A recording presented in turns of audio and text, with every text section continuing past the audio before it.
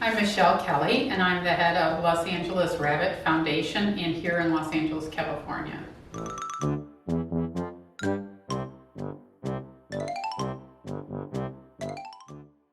We focus on education, spay and neuter of domestic rabbits, working with animal shelters, and rehabilitating rabbits and finding them homes. We're a fairly small group.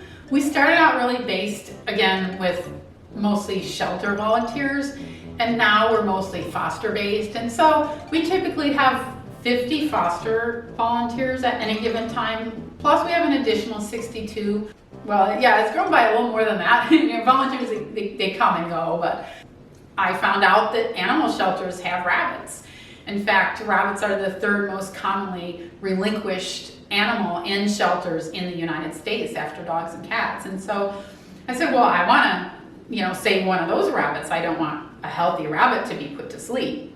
Rabbits are enchanting creatures. They're kind of a cross between having a little deer and a cat or something domestic, because on the one hand they're domestic animals, but on the other hand they retain some of the instincts of their wild ancestors. So it's a little bit like having a pet woodland creature in your home.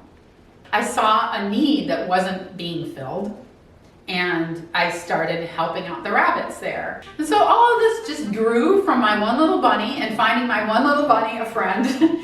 And it grew into this whole little enterprise.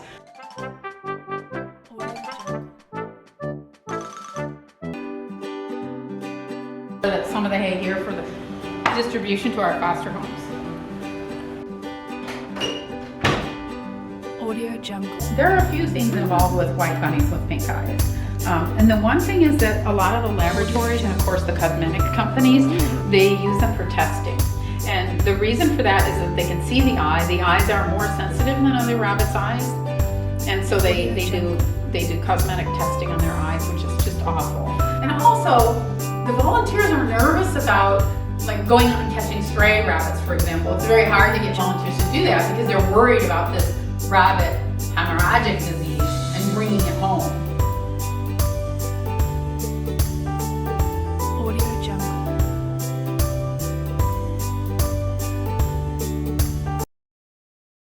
I'm Jerome Gaw, and I work in mental health as a licensed clinical social worker, and I'm a certified California naturalist and an educational volunteer for conservation.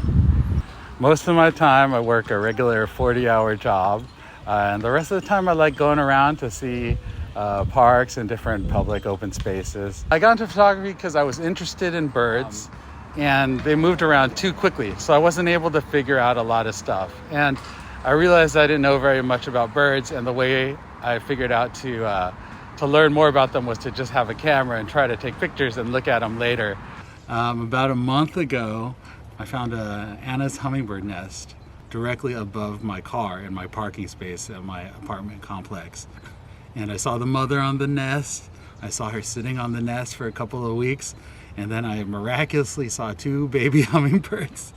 And I followed hummingbirds for a couple years, maybe 3 or 4 years, like pretty seriously. I've spent a lot of time chasing these little birds. I figured out a lot about how they live and how they behave. And so it was really kind of just felt cosmic that they would choose to nest in a space where I was, regularly going. I watched them grow, I watched them be fed, and I finally got to watch them fledge. And that was really profound. It was just like a connection to birds. Obviously they live their lives and they're pretty different from us, but in other ways we're still connected. And one of the things that I think about a lot living in Los Angeles and growing up in Southern California is this intersection between like urban living, city living, and nature. A lot of times we think of those as very separate things, but nature is really all around us. The parks like this, places that I go to, they're available to everybody.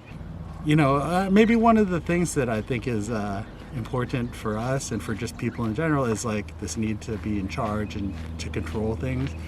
And when you're around doing photography, especially with birds and things that move around, is like you don't really control a lot of it. You don't get to decide how this bird is posed or how the light is. You just kind of have to work with what you have. and make something out of it. So it's actually, it's a lot easier than it looks.